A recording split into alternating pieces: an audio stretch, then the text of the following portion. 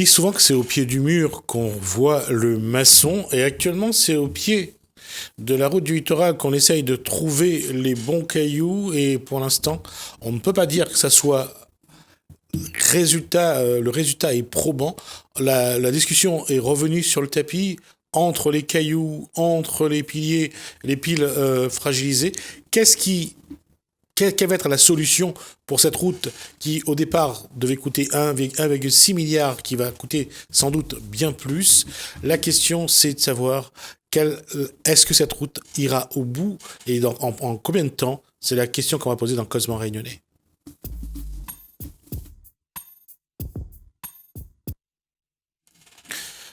Bonsoir François Payette. Bonsoir. Je rappelle qu'entre autres, vous êtes architecte. Architecte. Mais vous faites également partie d'une association.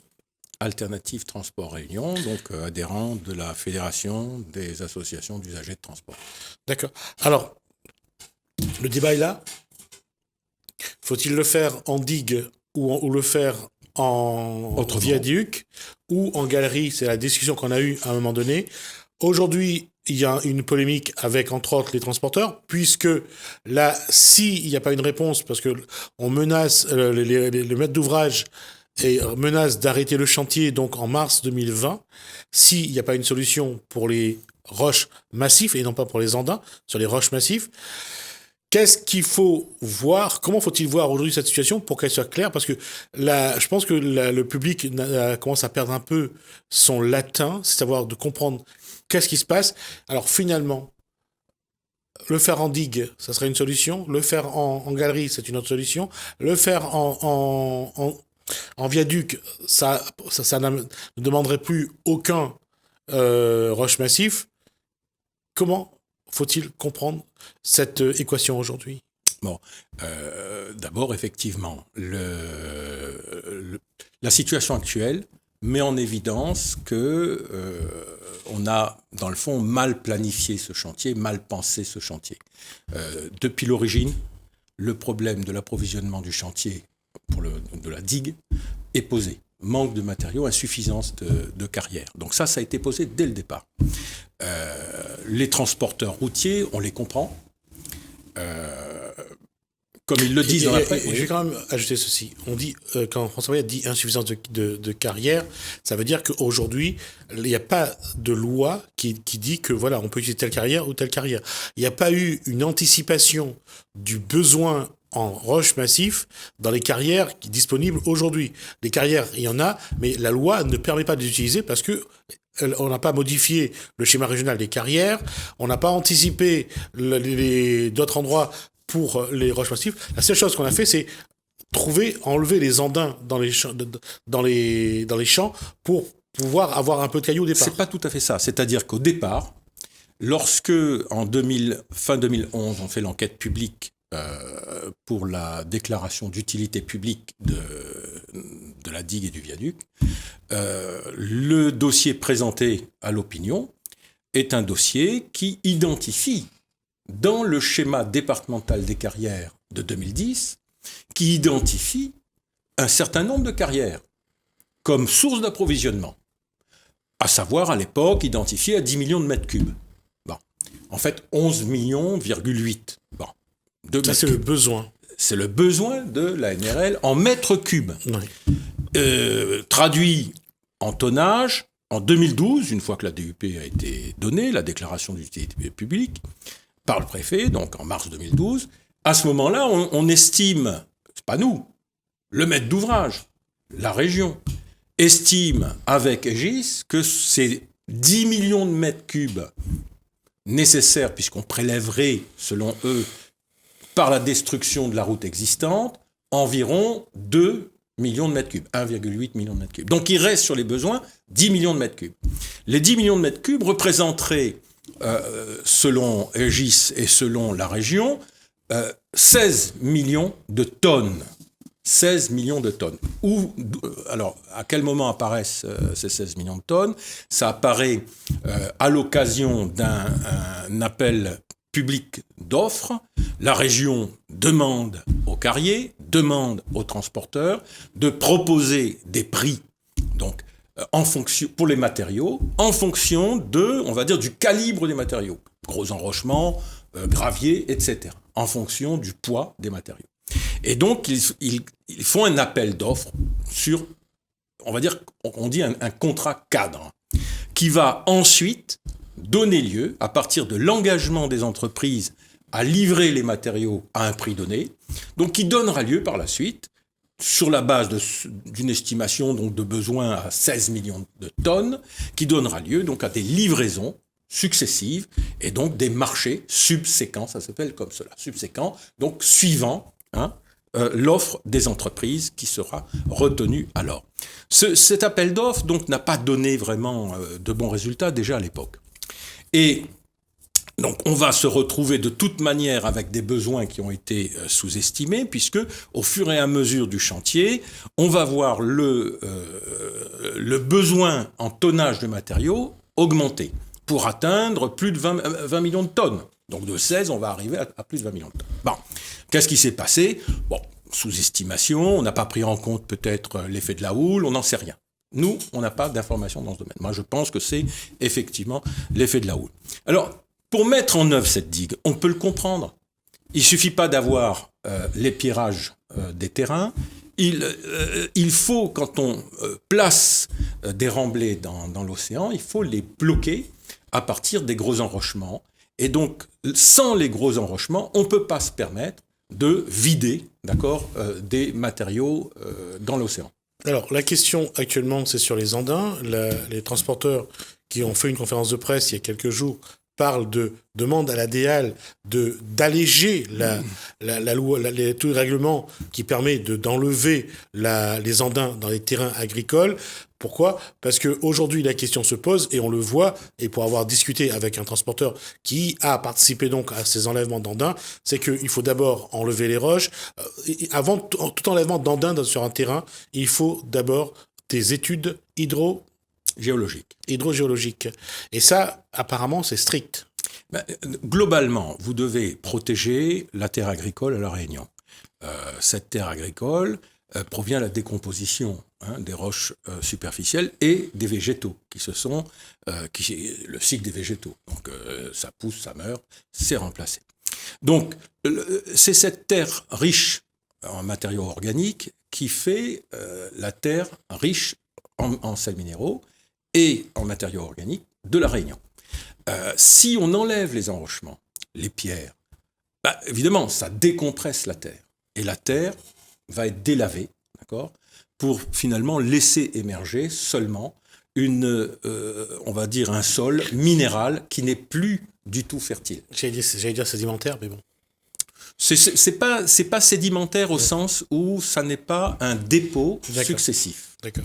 Donc ce ne sont pas des matériaux qui se reposent les uns sur les autres. C'est plutôt des couches de lave qui vont se déposer les unes sur les autres, se dégrader avec le temps en recouvrant, suivant le temps qui sépare deux couches de lave, en recouvrant les matériaux organiques qui se seraient développés. Donc on a cela, et puis cette décomposition de la roche magmatique, parce que dans son refroidissement, elle va se fissurer, et quand elle se fissure, le mécanisme d'érosion chimique, physique, et mécanique des racines des végétaux entre en fonction et décompose à son tour donc la roche basaltique.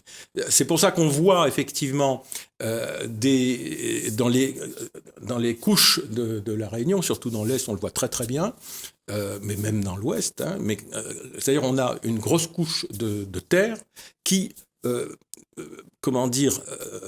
engobe complètement un reste de boulet, un boulet qui est un reste de la couche de lave. Enlever les roches pose aussi un problème, c'est-à-dire que les terres ne sont plus retenues. Et ça, c'est le problème qui se pose, c'est-à-dire que puisqu'ils n'ont pas veillé à monter un mur pour retenir la terre, avec l'eau, avec la pluie, donc la terre va vers la mer. Alors, c'est un peu le problème, c'est-à-dire que nous avons, dans le fond, La Réunion, 3 siècles et demi d'histoire. Si on regarde toutes les civilisations plus anciennes, édifiées sur des sols parfois beaucoup plus abrupts que le nôtre. Bon, Sans doute parce que le sol était beaucoup plus abruti. En tout cas, de génération en génération, sur les millénaires, ils ont été amenés à faire des gradins. Alors, à La Réunion, on s'est satisfait très très vite, on dirait, de pentes moyennes de l'ordre de 20%, d'inclinaison, donc du pendage en général autour de l'île. Et donc, on a défriché, planté et satisfait, on s'est satisfait ça. Résultat, il y a beaucoup d'endroits de l'île qui ont perdu leur sol humifère. Le sol est parti, d'ailleurs à chaque saison cyclonique, tout le monde le voit. L'océan emporte avec lui une bonne partie de la terre humifère. Alors, c'est pour ça qu'on retrouve dans l'océan, dans le fond, des dépôts vaseux, issus non seulement du mélange de sable, etc., de l'effet des vagues, mais également un mélange donc de terre qui a été emporté par le ruissellement. Donc la question actuellement des transporteurs n'est pas la bonne, puisque s'ils n'ont pas les roches massifs, ça ne sert à rien de mettre les andins. Voilà, ça c'est déjà une chose, donc c'est logique. Alors, par contre, on peut les comprendre. Les gens sont inquiets. Ils sont inquiets que ce soit sur le chantier, puisqu'il y a une perspective de ralentissement déjà et peut-être d'arrêt. Et du côté des transporteurs, dans le fond, c'est ce qu'ils disent. Le groupement NRL, GTOI, SBTPC, Vinci, les avait incités à s'équiper, investir, en leur garantissant effectivement un débouché. À eux de prendre en charge l'achat des camions des 35-44 tonnes. Alors, ce processus-là, ce procédé-là, nous le connaissons très bien à La Réunion. Dans le temps SBTPC, par exemple, possédaient, GTOI pareil, possédaient leurs menuisiers, leurs maçons, leurs plombiers. Aujourd'hui, une entreprise générale d'importance comme SBTPC, GTOI, dans le fond, gère essentiellement des poseurs de banches. Et a proposé aux peintres, a proposé aux autres corps d'État de se positionner en sous-traitant et de prendre en charge les risques attenants à leur corps de métier. C'est un petit peu ce qui s'est passé avec la digue. Le groupement NRL a fait porter à des sous-traitants futurs la lourdeur des investissements et le risque, puisqu'ils savaient quelque part, et c'est un petit peu ce que disent les transporteurs dans leurs conférences de presse, comment ça se fait qu'un chantier de cette dimension n'avait pas un plan B ? Anticiper les risques de manque d'approvisionnement. On a laissé croire à tout le monde en 2011-2012, on a laissé croire à tout le monde qu'il n'y avait aucun problème d'approvisionnement en matériaux. Et on se rend compte, déjà pendant le chantier, on a vu, d'accord, les prix augmenter, changer. On se rend compte maintenant que, effectivement, les sources d'approvisionnement n'étaient pas garanties. Et ça s'est tari. Au point que aujourd'hui, le secteur global du bâtiment souffre d'un déficit en gravier, en matériaux de construction. Donc c'est quand même plutôt grave. Or, en parallèle, les services publics, l'ADEAL est obligé de faire attention aux ressources de l'île, donc ne peut pas se permettre de dire, puisque vous avez faim, allons-y, on fout tout en l'air, on fait des trous partout, puisque vous avez besoin de matériaux. Là, ils ont peut-être raison de mettre... C'est même pas un frein, ils ne compliquent pas les procédures. Les procédures sont normales, ils les appliquent. Protection de l'environnement. Alors justement, le préfet, apparemment, ils vont à la préfecture demander à la DEAL justement d'assouplir un petit peu les règles, mais aujourd'hui... la question, et c'est vrai qu'ils défendent leur outil de travail, on va pas non plus se mentir, ils ont besoin que cette route du littoral se poursuit dans sa construction en digue, ça va permettre bien sûr d'avoir du travail et de transporter les roches, que ce soit des roches massives ou les andins. Mais est-ce que ça veut dire que d'une façon ou d'une autre, quoi qu'il arrive, le choix, ça sera la digue pour la région, parce qu'il y a aussi un contexte économique, il y a aussi un contexte de pression, de stress, parce que si demain les transporteurs ne sont pas contents, ils ont les moyens de se faire entendre. Écoutez, je ne crois pas que ce soit normal. Si on trouve normal qu'ils s'en inquiètent, qu'on trouve normal que les transporteurs aient besoin de rentabiliser leurs investissements, on ne peut pas, d'accord, accepter que, on va dire,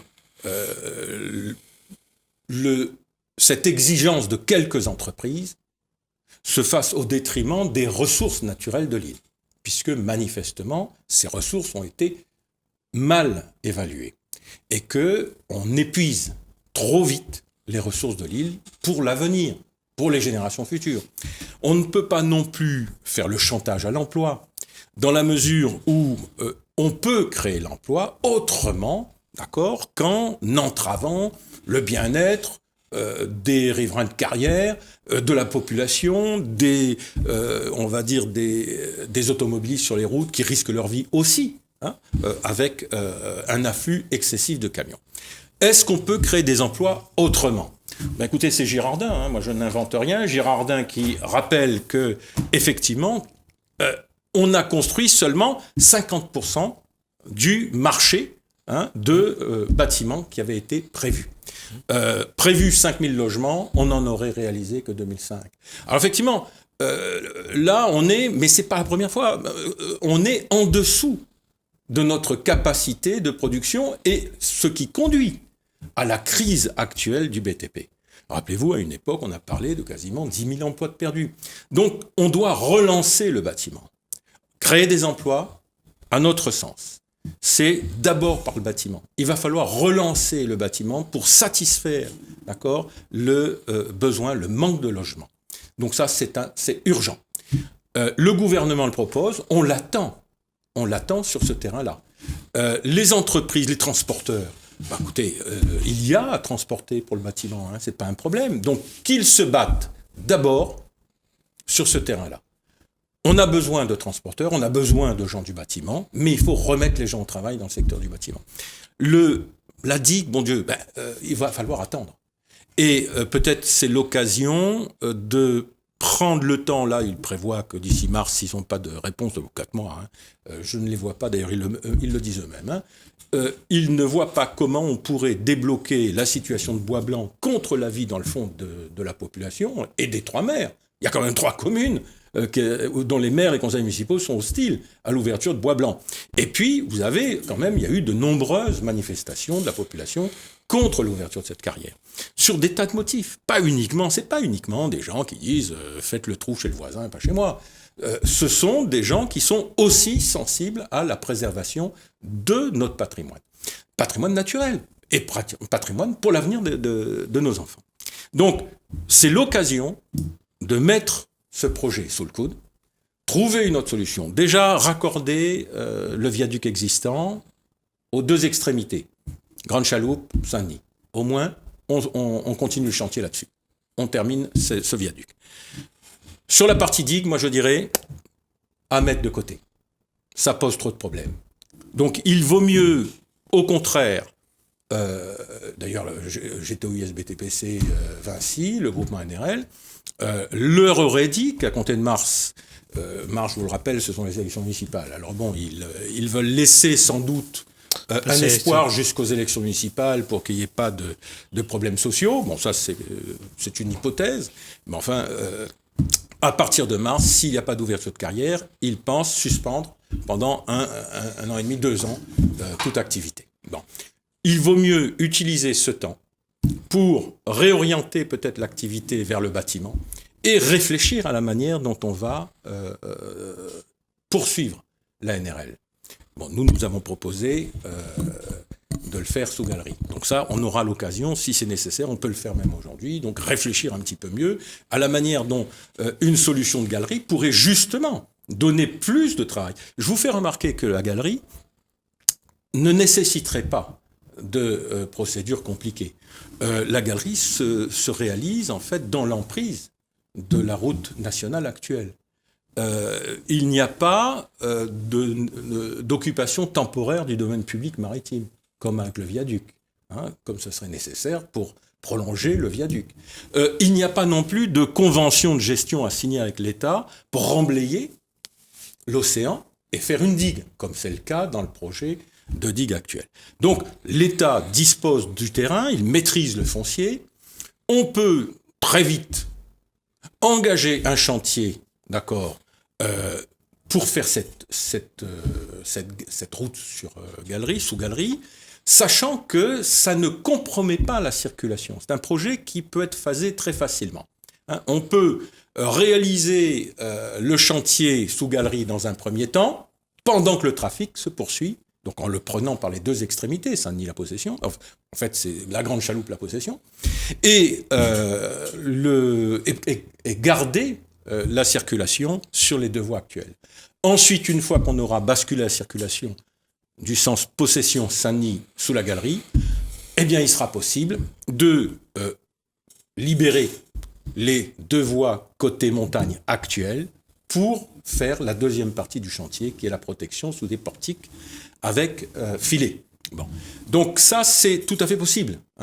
Et en troisième partie, on bascule le trafic Saint-Denis, Possession, sous les filets de protection, donc sur les voies qui sont aujourd'hui côté montagne, et on libère le côté mer pour faire ce que actuellement sur le chantier on fait. Ce qu'on fait actuellement, à savoir le confortement des digues avec les acropodes. On peut, et les fameuses souilles anti-affouillement. On peut très bien le faire, le réaliser, contre la digue actuelle. Donc, les travaux d'endiguement sont nécessaires. L'usine de la SCPR qui fabrique les acropodes, on en a besoin, et on en aura besoin tout autour de l'île, probablement, avec l'augmentation du niveau des eaux. Bon, voilà. Donc, à notre avis, il faut mettre la pédale douce, il faut calmer le jeu sur la digue, et puis ne pas s'exciter. Tout le monde a besoin de travailler, mais tout le monde aussi souhaite vivre en paix. On n'a pas besoin, à La Réunion, de détruire l'environnement simplement pour que quelques entreprises puissent payer leurs camions. Elles pourront payer leurs camions avec d'autres chantiers. Et puis, à la limite, qu'elles se retournent contre ceux qui leur ont fait des promesses un peu rapides, un peu légères. Merci François Payette. En tout cas, on a vu une proposition de quelqu'un qui, depuis maintenant avec son association, martèle pour proposer une autre solution au projet actuel. On reviendra dessus, on verra aussi l'évolution parce que on ne sait pas comment ça va continuer, se poursuivre ce projet. En tout cas, une chose est sûre, c'est que nous, on essaiera de vous apporter des informations que vous n'aurez pas ailleurs. Merci François Payette. Merci à vous de nous avoir suivis. Merci Hélène, merci François, merci Guillaume, merci Marie-Sylvie. Je vous donne rendez-vous. À bientôt. Merci Gisèle.